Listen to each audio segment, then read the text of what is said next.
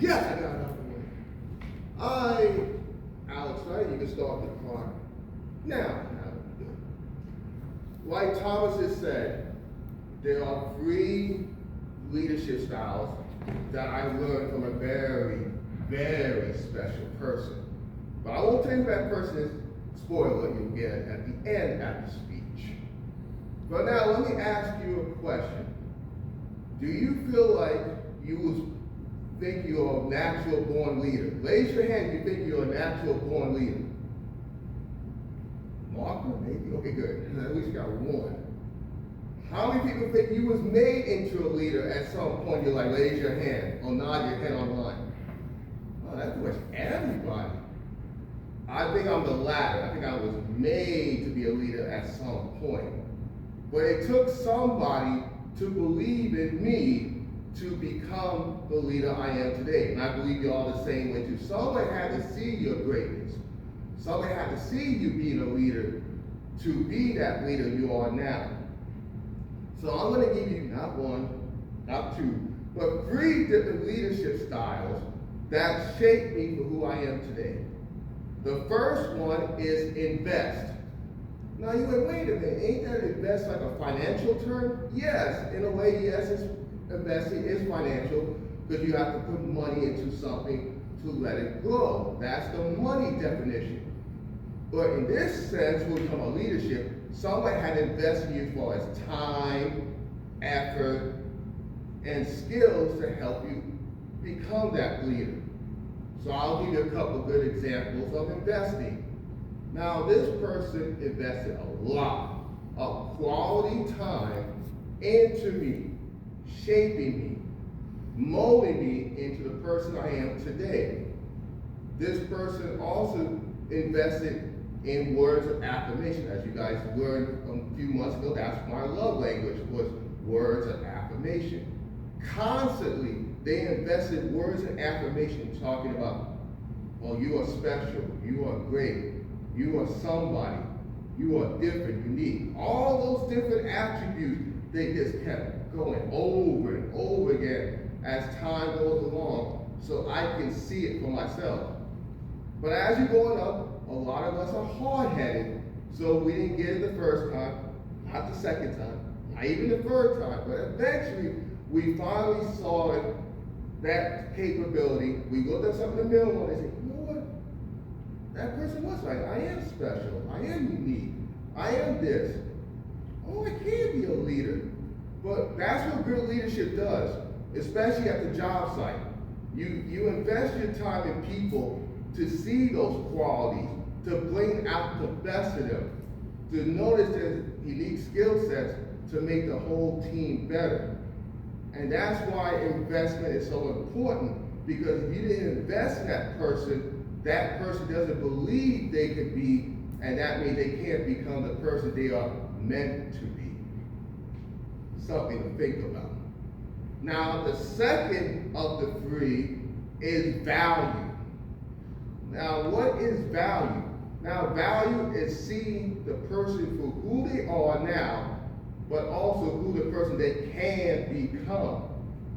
Because when I first came to this club, a little over a year ago now, wow, almost a year and a half ago, I first visited the club, I see a lot of unique people, I see a lot of unique speaking styles, but everybody has something valuable that they had added to me since I've been here. Whether it is the great table topics questions, whether it's great mentoring, whether it is great advice of being a CEO one day, or constantly repeating the questions and making sure they understand what's going on. But that is fine, because that helps me become who I am. Because I can take a little piece from every one of y'all to grow. And I'm hoping I have done the same. You can take a little piece of what I have done to help you grow. In the Bible it says, iron sharpens iron. We're all sharpening each other to make ourselves better and make ourselves better people, not just for ourselves, but make ourselves better for the whole collective, for the whole team. That is important, because when you see value or try to add value to others, you're sacrificing yourself for somebody else. It's not an easy sacrifice, because a lot of times we think of, oh, what's in it for me? But when you see an add value, it's no longer about you, it's about the other person. This special person constantly did that, constantly sacrificed, constantly added value to him, constantly reminded me to see that value and to emphasize that no matter what I've done, good or bad, I will always be valuable, not only in my own eyes, but in their eyes as well. And lastly is the yearning. The yearning means is to learn to grow. I like the theme term, making progress, because for me, one of the reasons I call my motivational speaking company Strive for Greatness, because it's a journey. It's a progress to become great.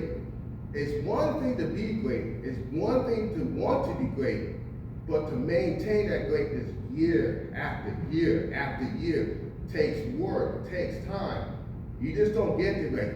Yes, I'm great. That's good. But to maintain the greatness, you have to keep working at it.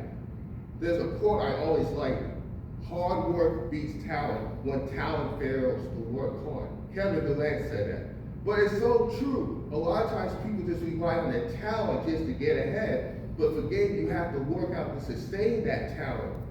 And my mom, I kind of gave her to it. Never mind. That's spoiled, but that's okay. But she always reminded me that just because I see the greatness, but you have to constantly want to learn. You have to keep on striving. And that's what she kept on doing. She kept growing in her faith. She kept growing in her sacrifice, in her stewardship. And I saw that every single day. Now, unfortunately, I kind of ruined the biggest spoiler in the history of speaking, but that's okay. So if you haven't figured out the words I-V-Y, that's the first name of the person that motivates the person I think. That's Ivy Stewart, my mom. And if it wasn't for my mom, I wouldn't be who I am today, and I wouldn't become the leader that I'm becoming now, and even become a better leader in the future. So in conclusion, think about the person that helped shape you the most, helped mold you to who you are. Thank them and appreciate them.